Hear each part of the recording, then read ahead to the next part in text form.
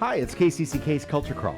I'm Dennis Green, and my guests are for the upcoming and concluding production in SPT Theater's 18th season, Old Enough. Janelle Lauer, who is one of the founders of SPT Theater, returning champion of the Culture Crawl, but it's been a minute. It has been a minute. Yeah, nice to see you. You too. And Caroline Price, an SPT veteran, but directing a show for the very Definitely first not time. a veteran. Well, you've done it. But I've done it once before. That's one more. Well, no, we're tied, tied actually. now. Yeah, we are now tied. We'll get to that as we go. But before we talk about this show, Janelle, for those who may not be familiar with SPT, we were talking off the air that it's really a cult thing. It's one of those if you know, you know. That is true. And you regularly sell out your shows, but it also exists in a plane where if you don't know about it, it's something that's totally new to you. Yeah, it's amazing to me how many people that have come to almost every single show we've ever done, they're now bringing people that have never come, and then they're hooked. And, I have a friend that calls the Tales from the Writer's Room the corridor's answer to Saturday Night Live. You're only right with on, more yeah. music. Yeah. So, But you were one of the founders, as I said, with your mom, Jane, and Gerard, Gerard Erstea, again, returning champion to the show, who is, who does so many things. This came out of, you would work together in Liar's Theater. You did a show at Bruce Moore, the Salon. Is that kind of the origin story? We did. So originally we had done, Gerard and Mom and I had done Liar's Theater, and then Doug Elliott, who was an original founding member also, we had done Pump Boys and Dinettes together at TCR, and loved singing harmonies, the three of us together, and we just decided we wanted to do more of that. So that was kind of how it started. Was it always music and comedy, or did it kind of start more on the music end, and then you added that as it came along? We did. We started actually with a concert in 3 acts. Which was called The Movement of Still. And so that was just a concert. And then we had also in that time started writing original musical theater shows.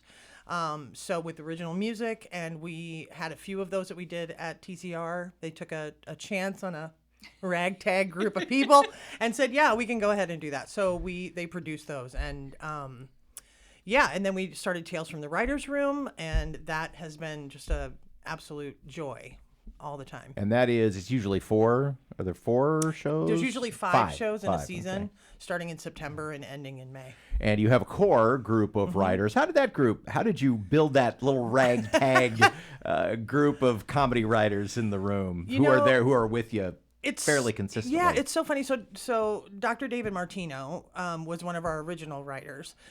We knew that like Jason Alberti had been a writer. Adam Whitty is also a writer. And so we kind of started this kind of group of people. Now the players have changed periodically, but we have a solid group of people that just write amazing things. And then of course we bring in our guest writers as well.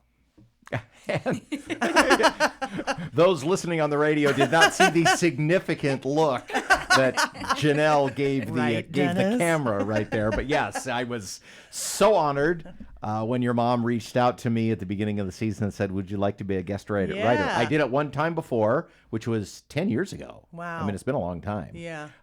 And at the time, I just came in as a writer, and I didn't really do anything else. And I remember we were getting ready for the show. I helped out backstage doing a few things. And Jane looked over at me, and she said, why did we not have you as a performer?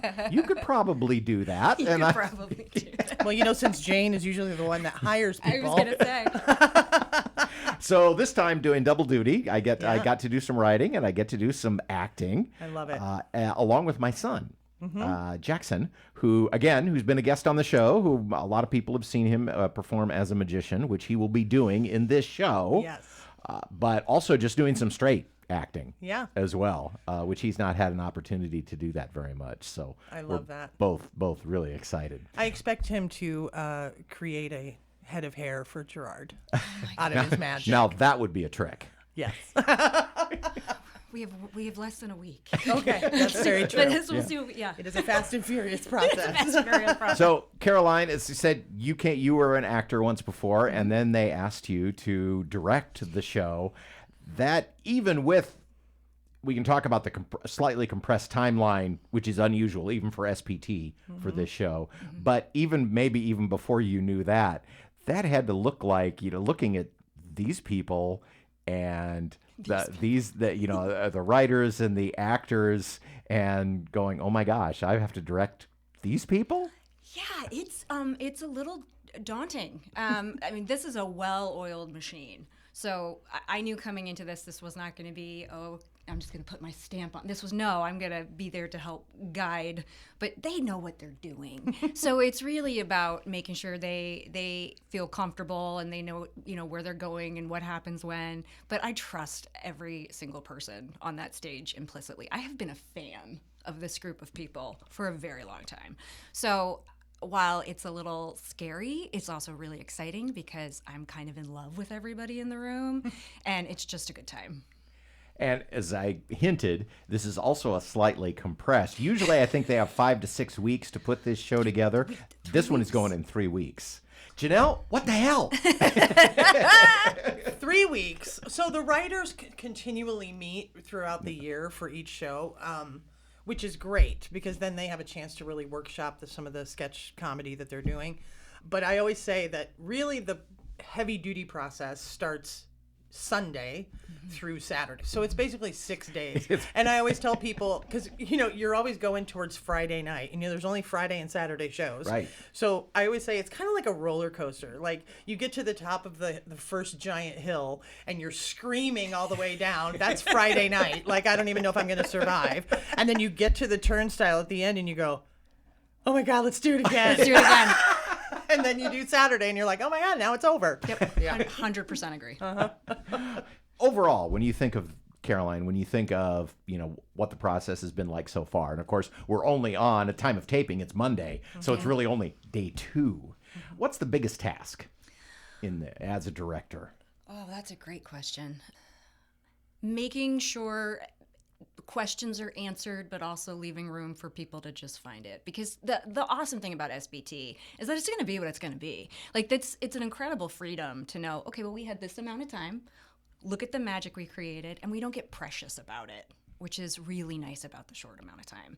So just making sure everyone knows where they're going, where they enter, where they exit, not bumping into each other, and making sure that we're running enough times that people are finding things and feeling comfortable with the lines. Yeah, because that's the biggest thing is it's one thing to look at the clever script and go, this is going to be kind of fun, but then you want to allow your actors space to get those lines down, but then also, and any time during a theatrical production, you reach a point where, okay, I know the lines, now I can really dig in and bring some extra stuff to this. But when you're working on a 6-day timetable, that's really hard. Yeah, and I would say, as an actor through the process, it was really that Thursday night kind of, okay, we have an idea of what this is now. And then Friday night it was, oh my God, that landed. Oh my God, that didn't land. And then and you have such immediate feedback and you just go, okay, great, well, let's try it again tomorrow night and see what happens. But there's something about having 2 nights of that magic, right? Where you can't plan too far ahead and you can really only just be present with the audience and with your castmates and your bandmates. Like that's the magic of SPT. So tell us the topics of a couple of the sketches. It's possible I may know the answer to some of these. So I was going to say, take it away, Dennis. I don't want to give too much away, but we're definitely utilizing the talents of our guests. So Jackson, as a magician, there will be some kind of standalone magic, but then we've also worked magic into some of the sketches so that it kind of happens organically. But the idea is, as far as I understand, the theme is that old enough to know better, right? So we've got that common theme throughout the sketches and throughout the songs. But we don't leave a lot of stones unturned. Like we just kind of go for it and look at that from every angle. There's a lot of cynicism and wit and humor looking at just how we age and how we look at life. Well, I do know, of course, at least one of them is my fault, but I have been cast as Dad in, I think, 4 of these. Yeah, I didn't make a huge leap with that one, Dennis. I was like... But you also have a lovely moment where you talk about your experience behind the mic. I get to talk a little bit about my radio career, which I don't do very often because love it. people don't really think about about what is going through a DJ's head when they're doing their show. And you're the voice, right? The voice that they're hearing when they're driving in their car or they're walking around with their Walkman or whatnot. And so we get a nice picture of your journey through music and how that's affected you. So I love it. I'm very excited for that piece. I'm really looking forward to that, and also looking forward to discover if I can actually deliver all 600 words and change. I have faith. Old Enough to Know Better, the final episode in season 18, we decided, 18 of SPT Theatre will be at CSPS Hall, just 2 shows, as you've heard, May 15th and 16th, so Friday and Saturday night. Tickets at CSPSHall.org. See, this is the stuff I usually ask you all to give me that information. I know all that stuff. And as we said, the show does often sell out. Mm-hmm. Well, a part of it, too, is that it's only a $25 ticket. Yeah.